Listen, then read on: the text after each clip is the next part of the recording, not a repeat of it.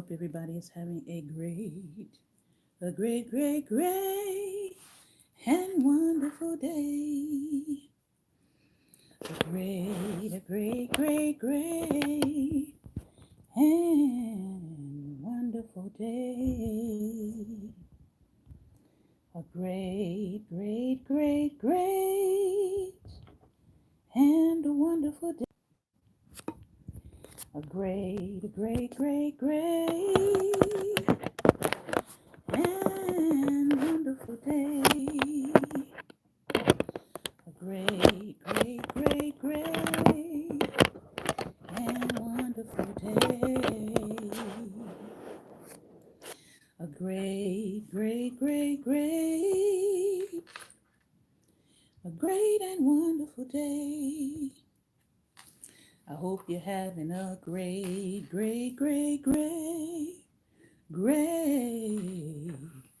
wonderful day.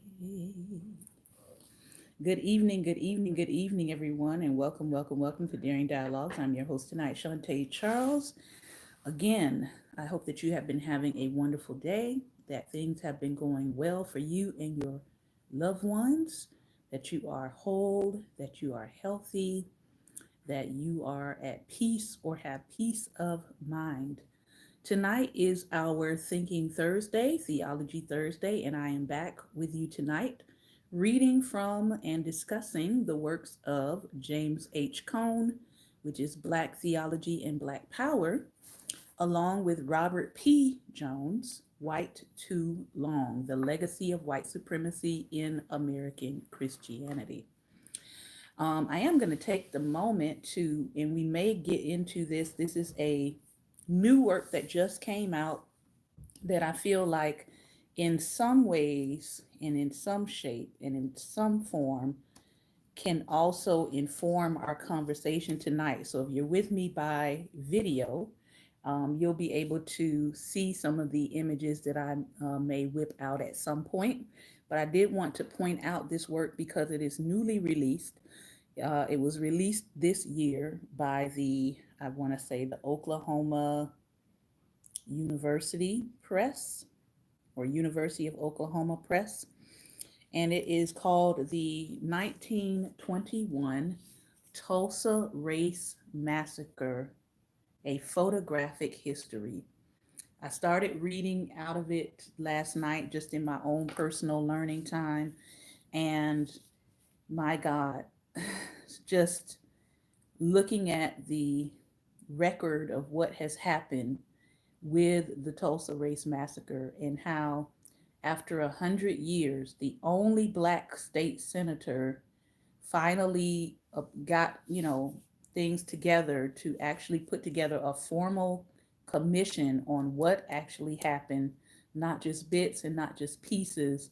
And this is a part of the resulting work of that commission, to pull from the 300 images that they had available. I think he said it's 150 in this book total, but the book is broken down into several sections.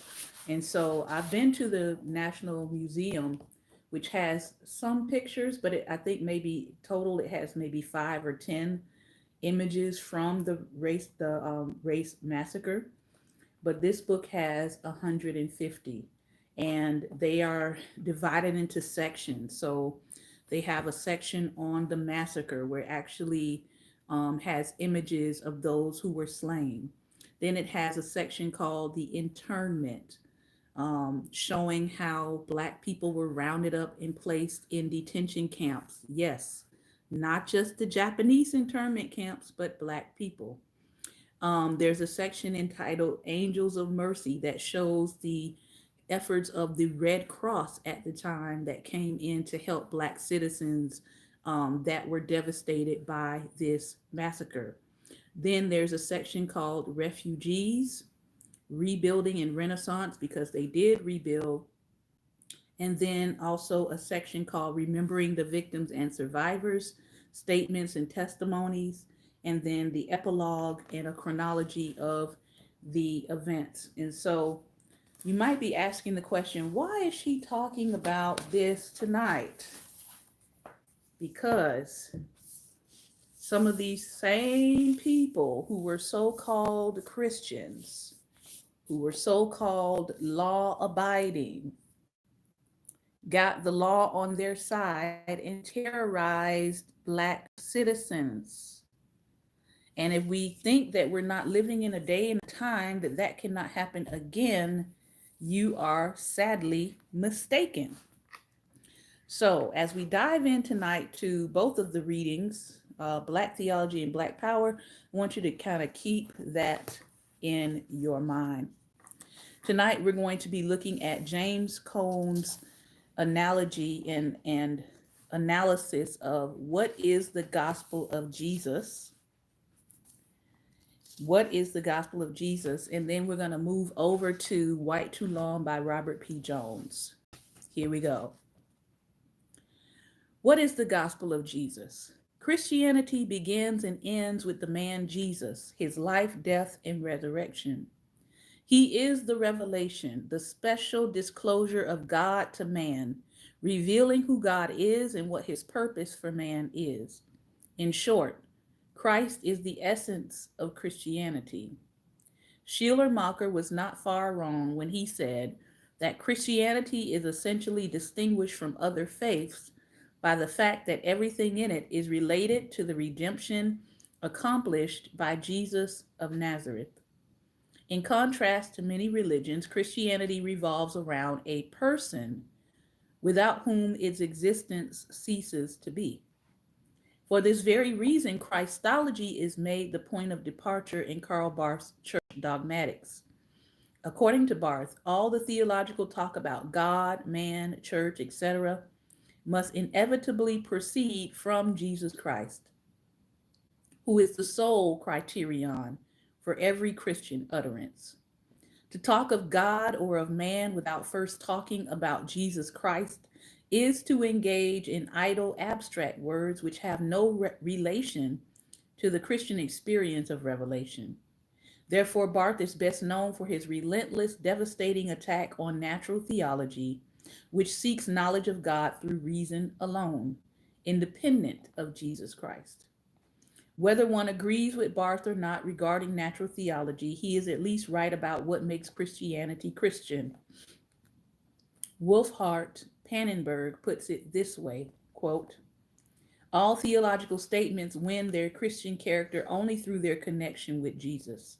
It is precisely Christology that discusses and establishes the justification and the appropriate form of theological reference to Jesus in a methodological way. Therefore, theology can clarify its Christian self-understanding only by a thematic and comprehensive involvement with the Christological problems. Its teaching about Jesus Christ lies at the heart of every Christian theology. As Christians, we know God only as he has been revealed in and through Jesus. All other talk about God can have at most provisional significance. One is only to read the gospel to be convinced of the central importance of Jesus Christ in the Christian faith. According to the New Testament, Jesus is the man for others who views his existence as inextricably tied to other men to the degree that his own person is inexplicable apart from others. The others, of course, refer to all men, especially the oppressed, the unwanted of society, the sinners.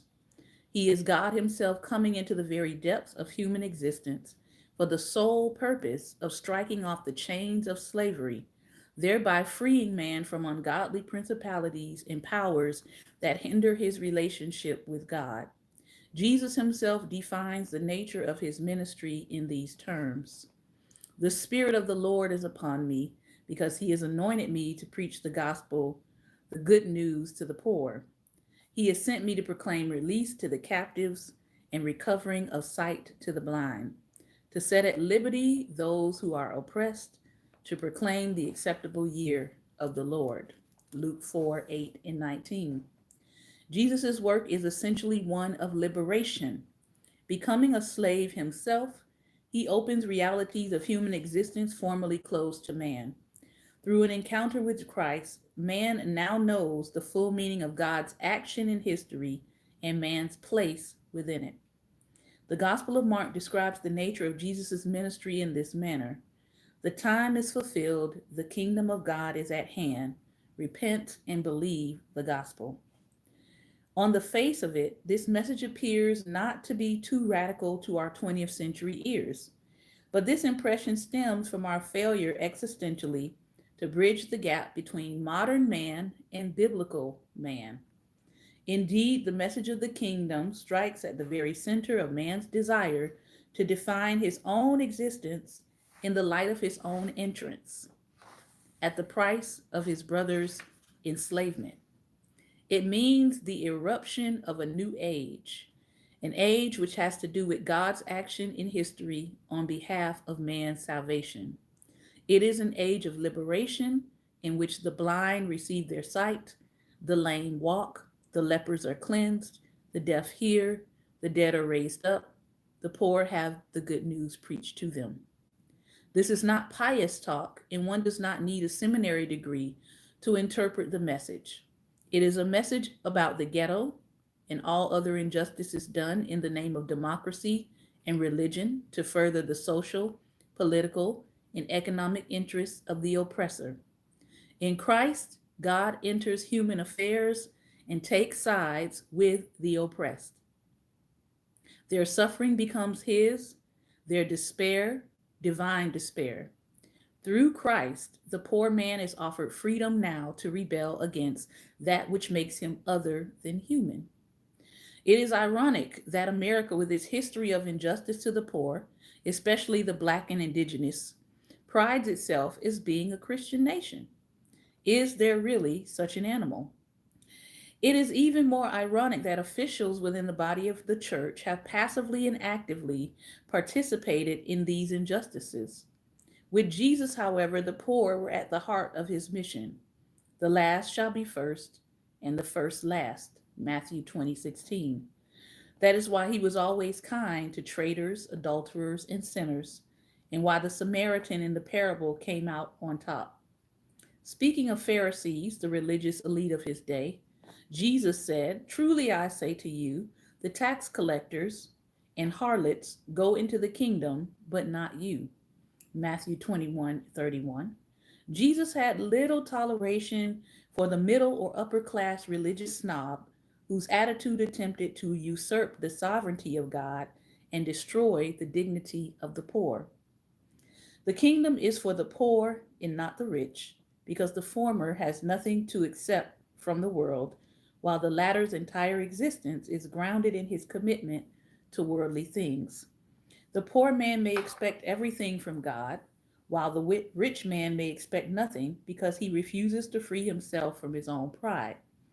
It is not that poverty is a precondition for entrance into the kingdom, but those who recognize their utter dependence on God and wait on him despite the miserable absurdity of life are usually the poor, according to Christ. And the kingdom which the poor may enter is not merely an eschatological longing for escape into a transcendent reality, nor is it an inward serenity which eases unbearable suffering. Rather, it is God encountering man in the very depths of his being, in the world, and releasing him from all human evils, like racism, which hold him captive. The repentant man knows that though God's ultimate kingdom be in the future, yet even now it breaks through like a ray of light upon the darkness of the oppressed. When Black people begin to hear Jesus' message as contemporaneous with their life situation, they quickly recognize what Jurgen Moltmann calls the political hermeneutics of the gospel. Christianity becomes for them a religion of protest against the suffering and affliction of man. One cannot grasp freedom and faith without hearing simultaneously the categorical imperative. One must serve through bodily and social and political obedience the liberation of the suffering creation out of real affliction.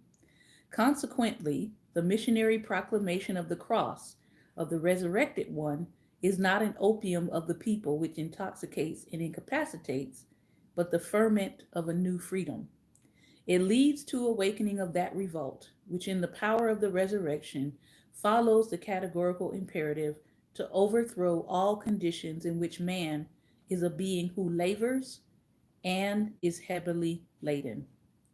If the gospel of Christ, as Moltmann suggests, frees a man to be for those who labor and are heavily laden, the humiliated and the abused, then it would seem that for the 20th century America, the message of Black power is the message of Christ himself. To be sure, that statement is both politically and religiously dangerous. Politically, because Black power threatens the very structure of the American way of life. Theologically, because it may appear to overlook Barth's early emphasis on the infinite distinction between God and man. In this regard, we must say that Christ never promised political security, but the opposite. And Karl Barth was mainly concerned with the easy identification of the work of God with the work of the state. But if Luther's statement, we are Christ to the neighbor, is to be taken seriously, and if we can believe the New Testament witness, which proclaims Jesus as resurrected and thus active even now, then he must be alive in those very men who are struggling in the midst of misery and humiliation. If the gospel is a gospel of liberation for the oppressed, then Jesus is where the oppressed are and continues his work of liberation there. Jesus is not safely confined in the first century.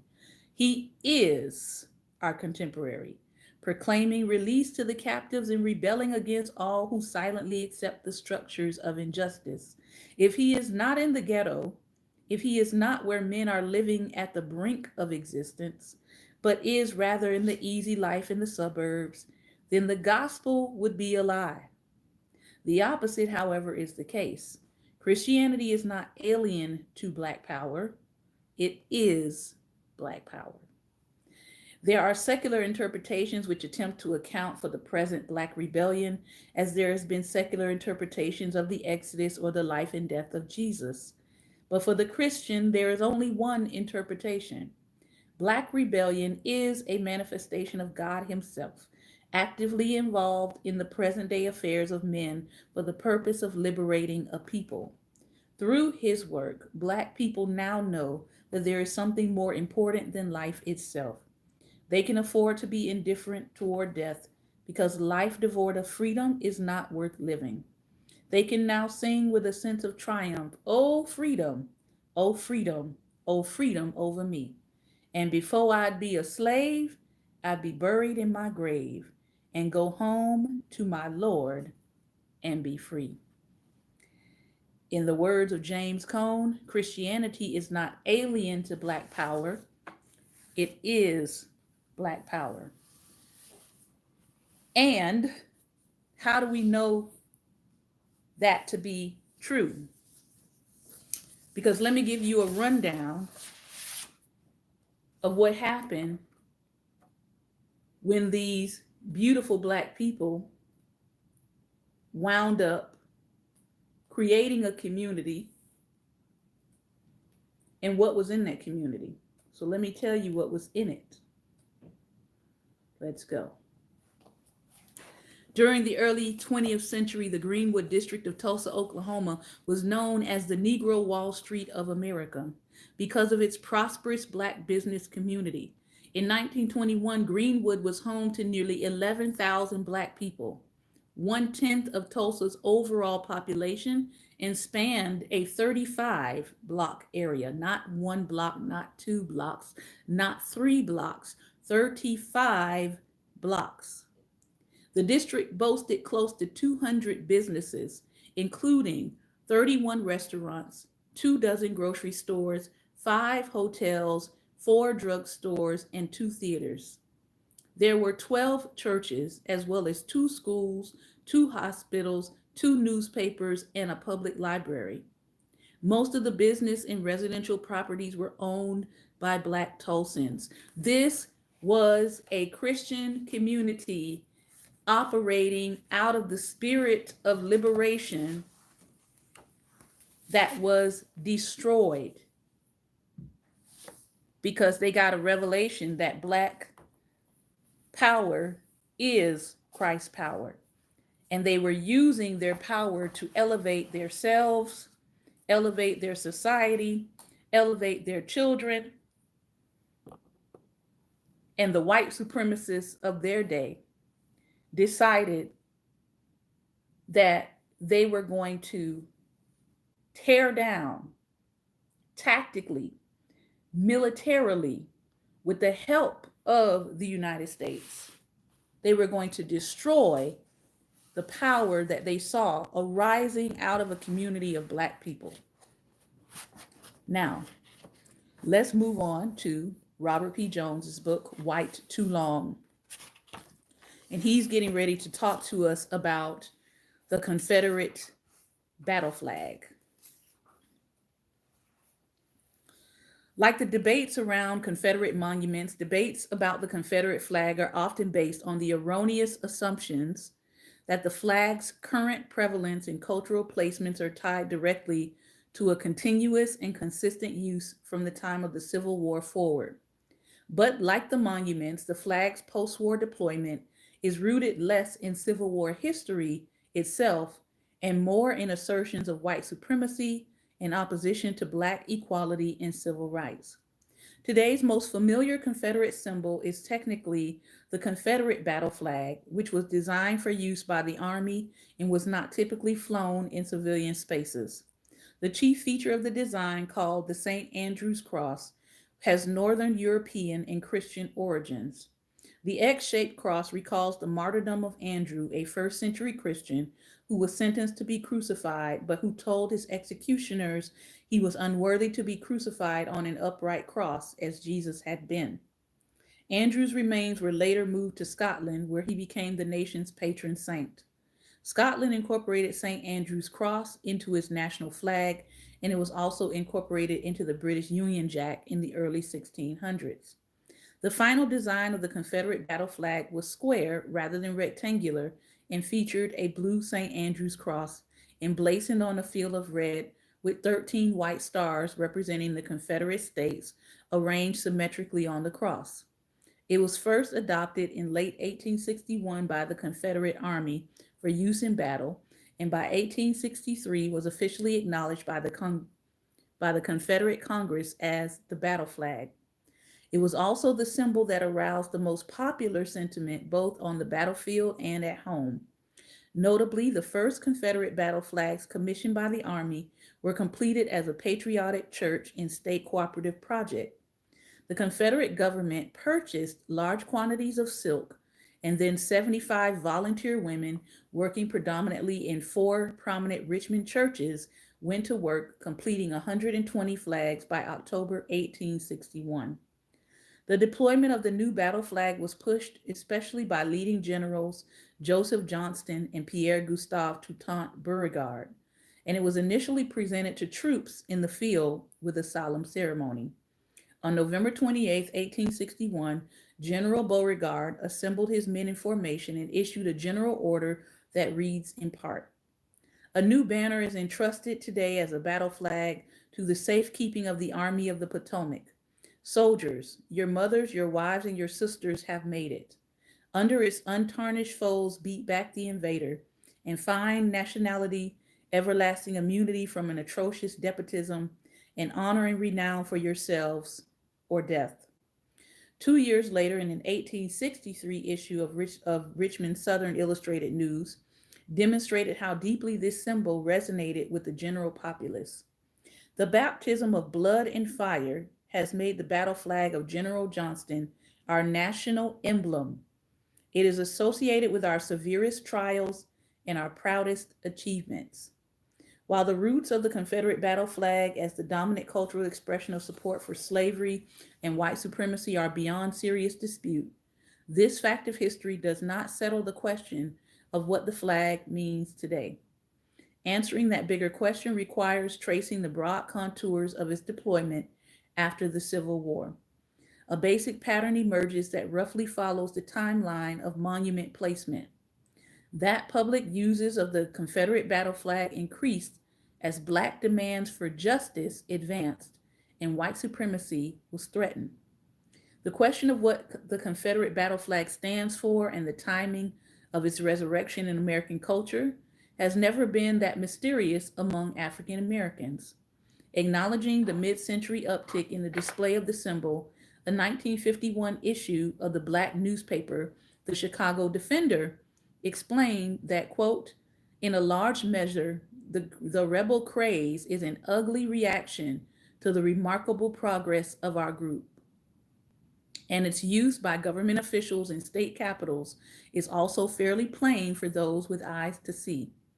As Yale University law professor James Foreman Jr. flatly concluded after a 1991 study of the Confederate battle flag's presence at state capitals, quote, the flag has been adopted knowingly and consciously by government officials seeking to assert their commitment to black subordination.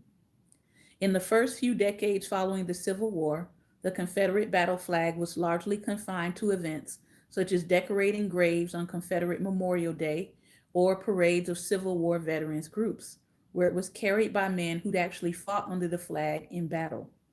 In this period, the flag was, to be sure, connected to the Southern Vindication Project of the Lost Cause, but it was also still organically connected to the Civil War generation and their children.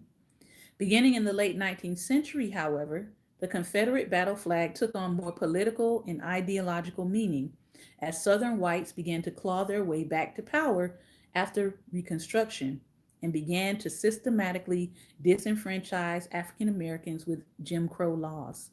Well, now we're in Jim Crow round 3.0 laws happening in this country right now. Most notably, it was flown regularly in the 1920s and 1930s alongside the American flag by the second incarnation of the KKK at parades and rallies. It could also be seen regularly at the University of Mississippi, football games beginning in the late 1930s. These broader and cultural adoptions were not directly connected to the Civil War, but rather to a more generic association and assertion of white power and ownership of civic space.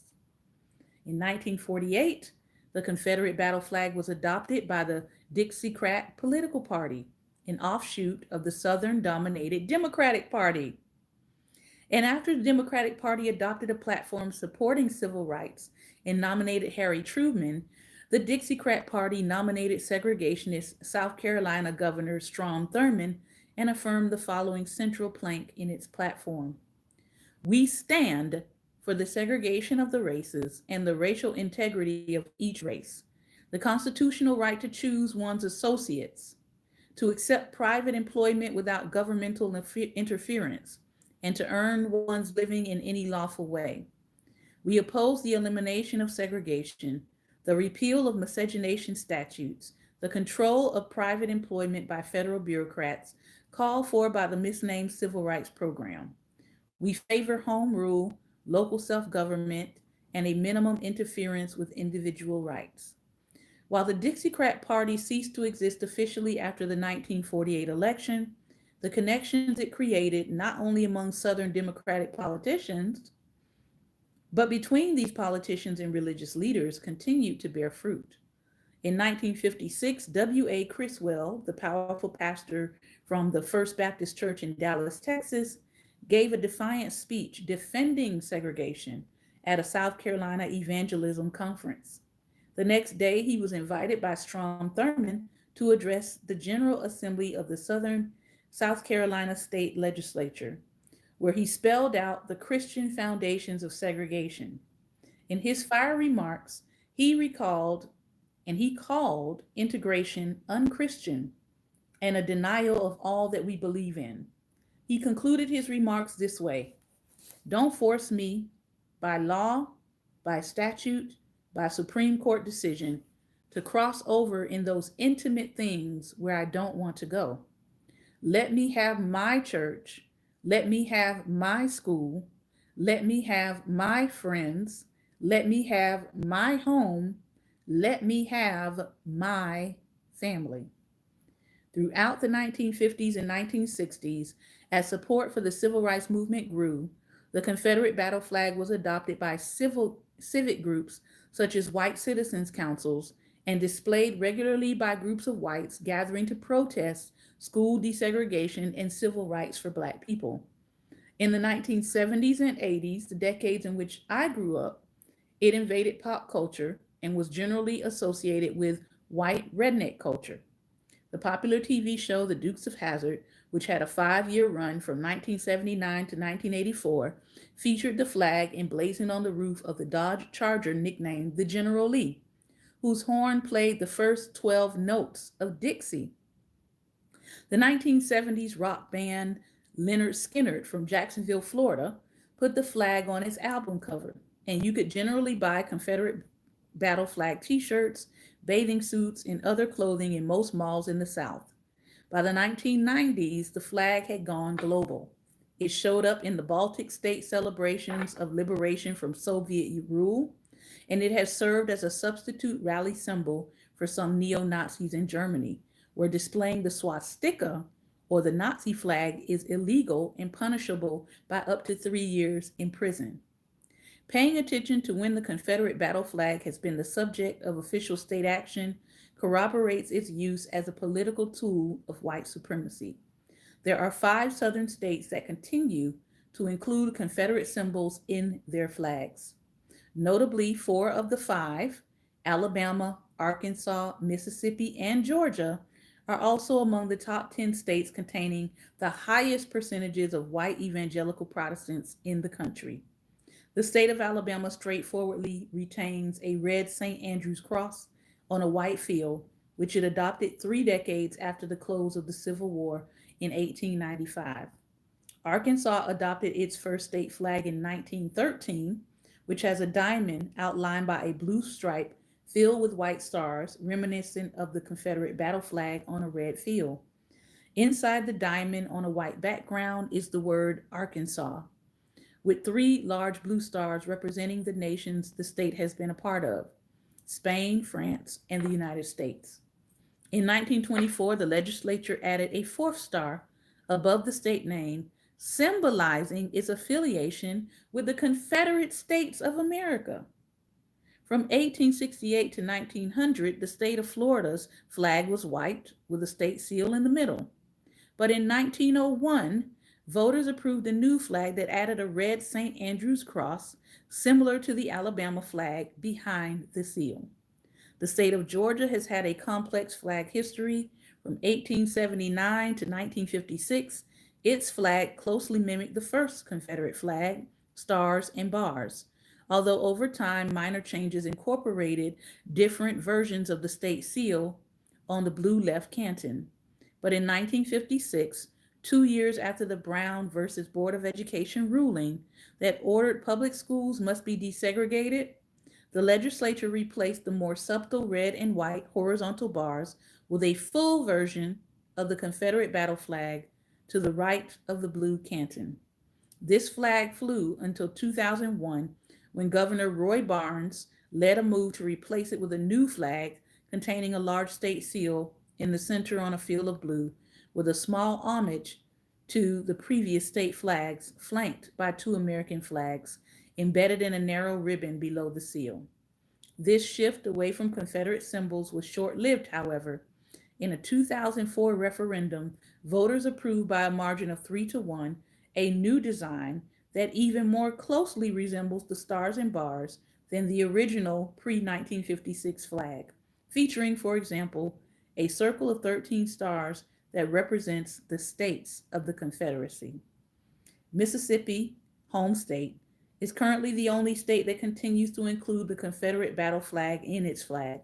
Notably, the first state flag of Mississippi, adopted after the secession in 1861, was the Magnolia flag, which had a magnolia tree centered on a field of white with a blue canton containing a single white star and a red vertical bar on the far right of the flag.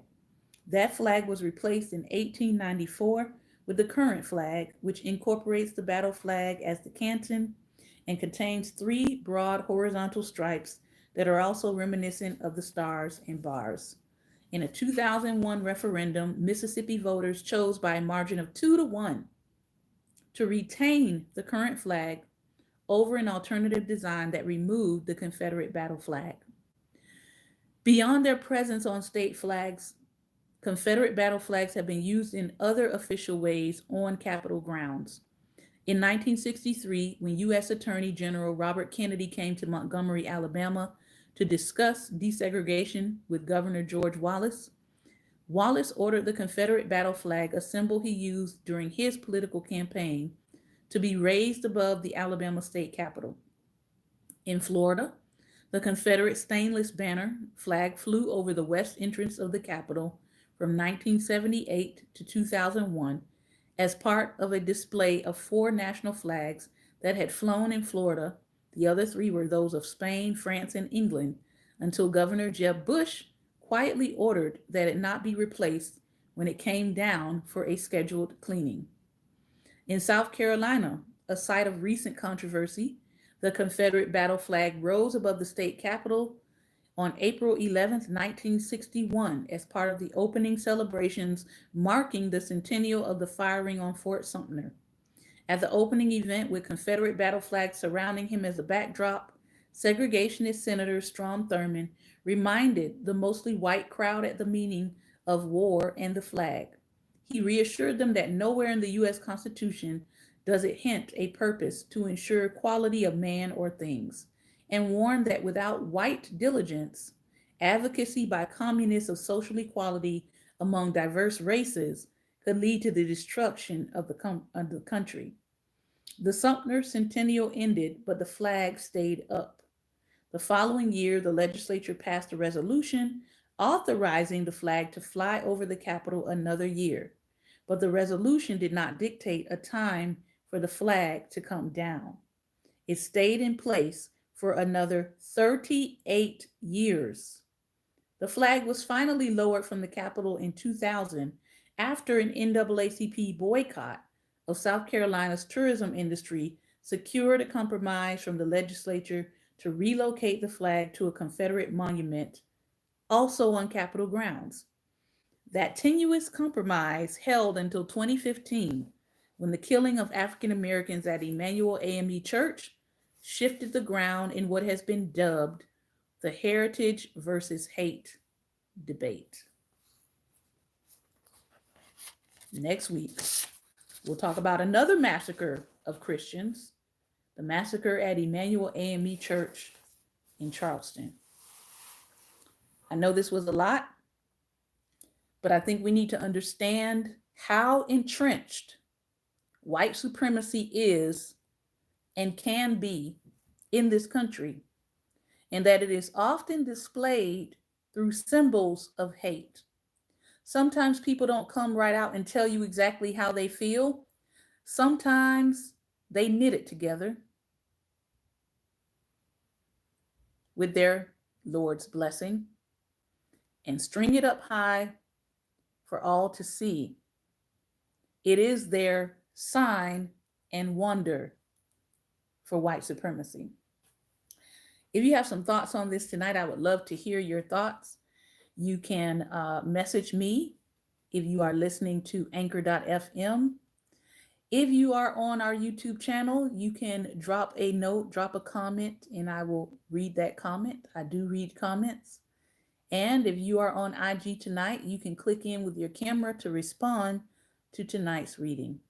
This has been another episode of Daring Dialogues, and I've been your host tonight, Shantae Charles. Thank you for your time and your attention.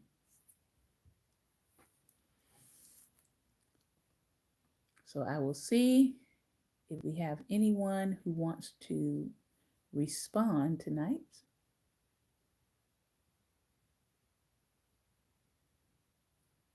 All right. I do not see anyone who wants to respond tonight, so we are going to close. I know that was a lot to think about and reflect on, but we've got to address and speak to, as Robert P. Jones calls it, this legacy of white supremacy. We want times to change, but in order for times to change, we've got to know where we've been in order to know where we are going. This has been another episode of Daring Dialogues, and I've been your host tonight, Shantae Charles. Again, light is the most daring opposition to darkness, so continue to go out and be light. Take care, and God bless.